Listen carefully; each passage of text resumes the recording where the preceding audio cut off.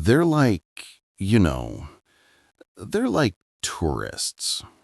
That's how Dr. Don Beaulieu describes something millions of us trust every single day. Probiotics. Tourists. A strange way to describe something we've been told is a miracle in a bottle. We believe that by taking them, we can calm that morning bloat, beat the mid-afternoon fatigue, and dine without fear, wondering if our digestive health will behave today.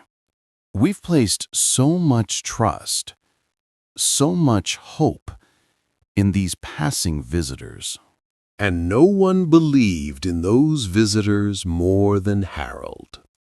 Harold, 72, a lifelong engineer, a man of logic, numbers, and precise solutions. But there was one problem logic couldn't solve: his gut health.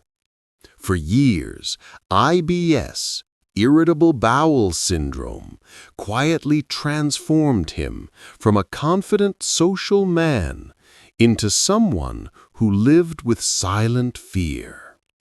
The fear of sudden pain when out with friends, the fear of holding a restaurant menu, trying to guess which dish might betray him that night, and above all, the fear of becoming a burden.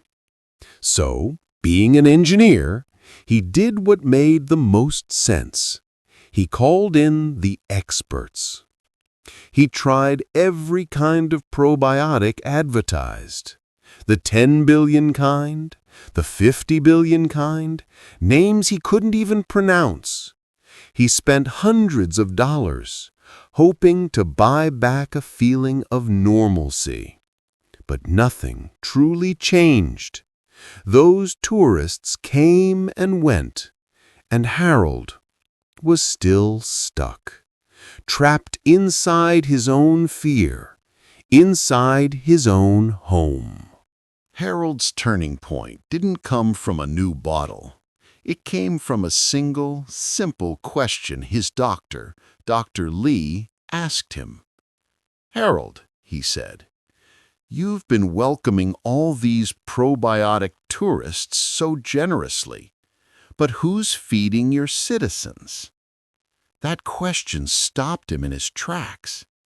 He realized his gut microbiome was like a living city, a vast community of trillions of good bacteria that had been there all along, but starving.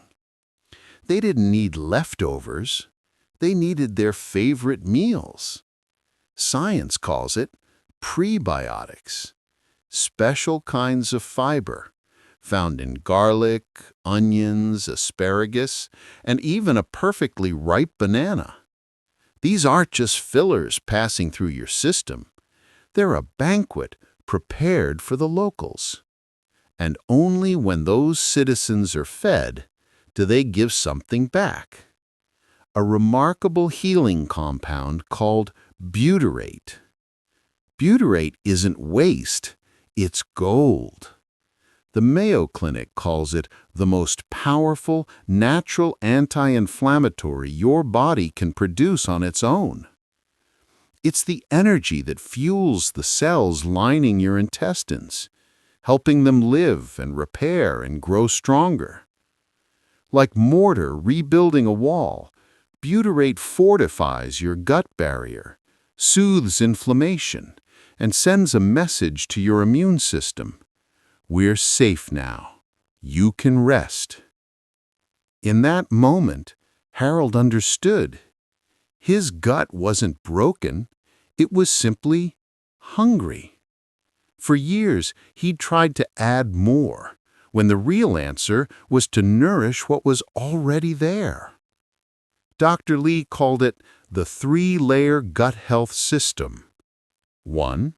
Probiotics, the visitors, helpful but temporary. 2. Prebiotics, the food for the citizens, the foundation. And 3. Butyrate, the healing gift, the real magic. Harold had spent years at layer 1, never realizing he needed all 3 to truly heal. And Dr. Lee's prescription? It wasn't complicated at all. He didn't ask Harold to memorize chemical names.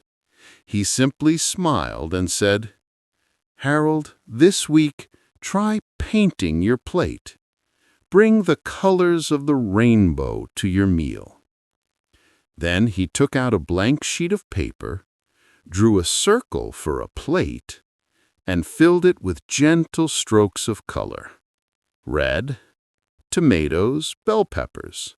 Orange, carrots, sweet potatoes.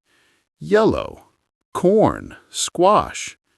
Green, spinach, asparagus. Blue, blueberries. Purple, red cabbage, red onion. White, garlic, onion, radish. Finally, he set the pen down and said, "You don't need all of them every day, Harold. Just add a little color to your plate." It wasn't a diet. It was an act of kindness toward the city within him. At first, it wasn't easy. That first meal, a few florets of broccoli and a scoop of lentils, felt strange. Harold's body, long used to a simple, limited diet, reacted. He felt bloated. He almost gave up. He thought his body was rejecting fiber. But that's when he learned one of the most practical and most compassionate lessons of all.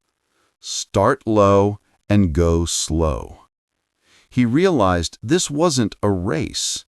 He didn't have to eat a giant salad overnight. He began simply.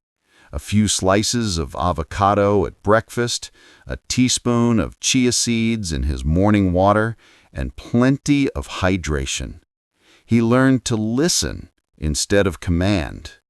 And that was the true act of self-care. Not a medical chore, but a gentle conversation between himself and his body. We often think we have to be healthy first before we can care for others.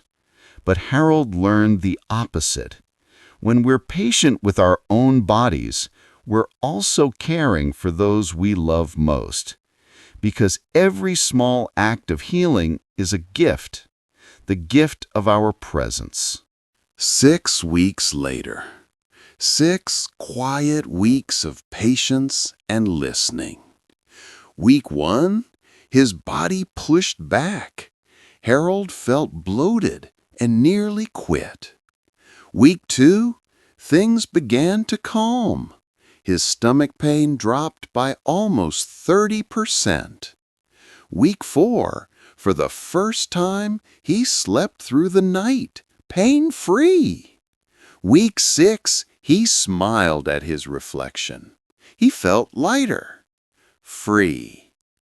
That weekend, Harold did something he hadn't done in 3 years. He went out for dinner. Under the soft light of the restaurant, he ordered a salad. It wasn't just a meal. It was a victory. Not the victory of vegetables or willpower, but the victory of freedom. Freedom from fear. Freedom to say yes to life, instead of always saying no. Harold had found himself again, not through an expensive pill or another passing tourist, but by learning to trust and nourish the city within him. Now he understood what Dr. Dawn Beaulieu meant when she said, "You can't supplement your way out of a bad diet. You have to build from the ground up." Our bodies are always speaking to us. Harold's journey didn't begin when he found a better pill. It began the moment he decided to listen. He stopped fighting his body and started nurturing it. Today is Wednesday. Tomorrow, Thursday, What color will you add to your plate? Maybe just one slice of green avocado with breakfast, a handful of blueberries in your yogurt, one small white garlic clove in your stir-fry. Just one, just tomorrow. That's how it begins. Share your small steps in the comments below. Your story might be the light someone else needs today.